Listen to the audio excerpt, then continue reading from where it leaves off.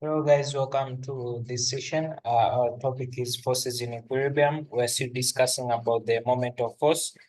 So far in our previous video, we are discussing the concept of this moment of force.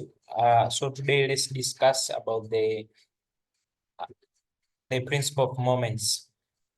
We simply saw what moments looks like in our previous video. So today let's see the principle of moments.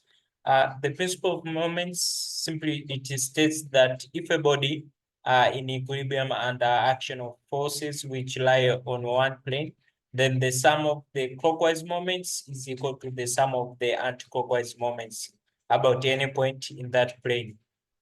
So simply this principle of moments is just saying that the sum of clockwise moments is just the same or equal to the sum of the anti-clockwise moments. Now, the equilibrium of state of a body is brought about in two conditions specifically. The first one is that the sum of the anti-clockwise moments is equal to the sum of the clockwise moments about the turning point. So this is the first condition whereby the equilibrium of state of a body is brought about. And the second one is the sum of the upward forces is equal to the sum of the downward forces acting on a body. So the equilibrium state of a body is simply brought about the equilibrium of the movement or the turning of the body in a given direction. That's why the sum of the anti-clockwise moment will just be equal to the sum of the clockwise moment, giving up the equilibrium. Also, the sum of upward forces will just be equal to the sum of the downward forces. That also brings up to the equilibrium state of a body. Now, if the data for the weight, take an example, force W, and the distance that is D of the weight from the fulcrum can be obtained, then the moment created about the fulcrum is obtained by simply multiplying the weight with the respective distance. This means that you take the weight, that is W, multiplied by the distance, that is D.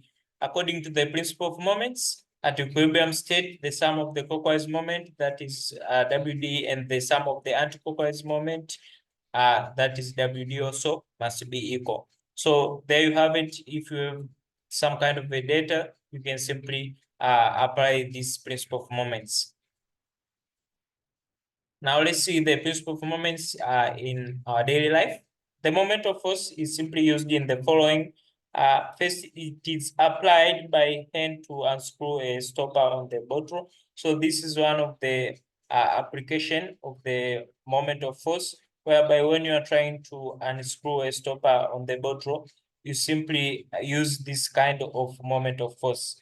The second one is this moment of force is applied by a spanner to unscrew a nut on a bottle.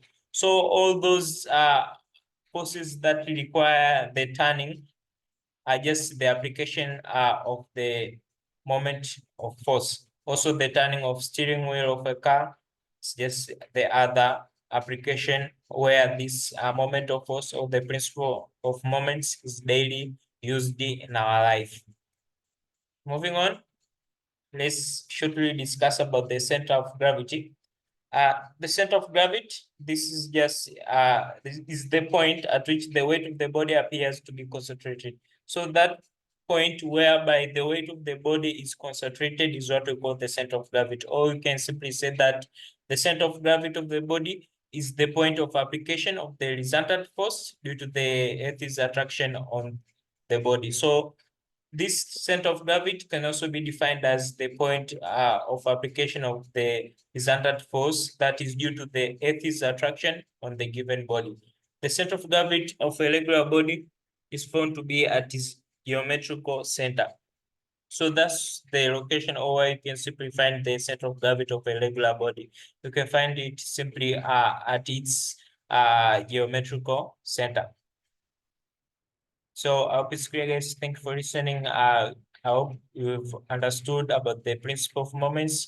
We've seen the various applications of the principle of moments or the moment of force in our daily life, and shortly about the center of gravity. Thank you.